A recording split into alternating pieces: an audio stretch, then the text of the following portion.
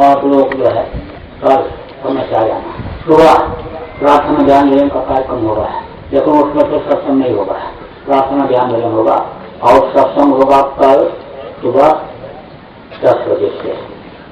जब कल का कार्यक्रम जब समाप्त हो जाएगा तो फिर मैं जाऊंगा इधर आपके नागपुर में, और फिर 4 तारीख को नागपुर, फिर 3 दिन का उधर आपके छत्तीसगढ़ में, और फिर 1 दिन का उड़ीसा का करके फिर यहाँ आऊँगा। जब 13 तारीख को यहाँ से काफिला निकलेगा तो फिर दक्षिण भारत में आपके राजस्थान, गुजरात, महाराष्ट्र, कर्नाटक, आंध्रा, तमिलनाडु उस तरफ काफिला जाएगा।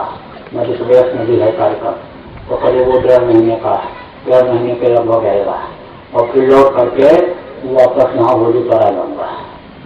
होली पर वापस आ जाऊँगा। होली पर, होली से पहले होली का कार्यक्रम यहीं पर होगा। होली का कार्यक्रम यहीं पर होगा, और होली में तो बहुत लोग आएंगे।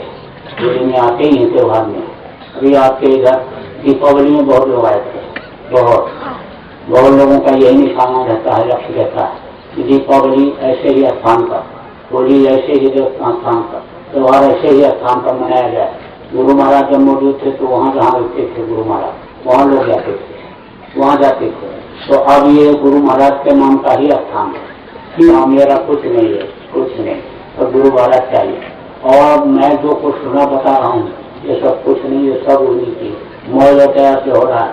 मैं तो उनके रज भी नहीं होगा देता, जिसको धूल कहते हैं, धूल का फल ही नहीं, सब इन्हीं की दया और इन्हीं की कृपा बरस रही है, सब इन्हीं की वजह गुरु महाराज के हो रहा है।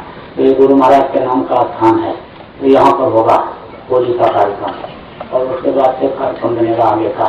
चलते ही रहना है जब तक गुरु महाराज का नाम देश विदेश में सब जगह न फैल जाए, तब तक दम नहीं लेना है। गुरु महाराज का मिशन सब जगह पहुंचाना है और लोगों को शाकाहारी बनाना है। शाकाहारी का संदेश ये तेजी से पहुंचना चाहिए सब जगह, इनको बताना है।